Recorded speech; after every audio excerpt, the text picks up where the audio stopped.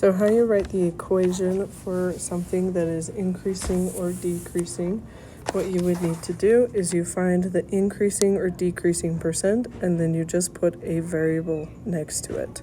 So what that could look like is if you had something that was increasing, we had a population, okay?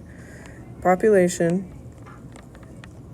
of fish that's increasing by 20%. I don't know how much fish I have. All I know is it's increasing by 20%. So I know that we would take 20% and add 100% to it, which would give us 120%. So we would write that as an equation as 1 and 20 hundredths x, okay? Because we would be multiplying by the price or the population number, okay?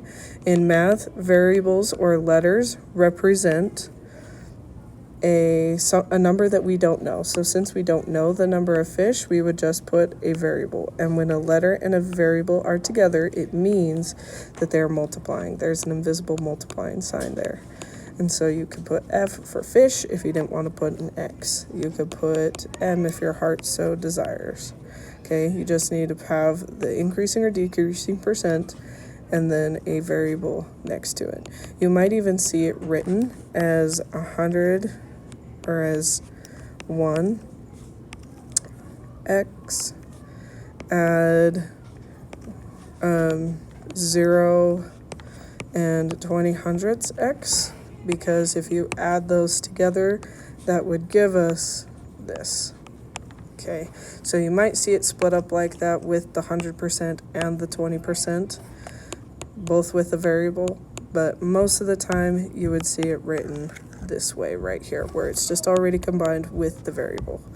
Okay, now what happens if our population of fish was decreasing? If we were decreasing by 20%, okay, then we wouldn't add 20% to 100, we would take 100% and subtract 20, which would give us 80, because we have 80% left. Okay, turn that into a decimal, it would be 0 and 8. And then we'd have F for our fish. And then that's how you do it, because we have that variable which represents how much fish we don't know, and then they are being multiplied together.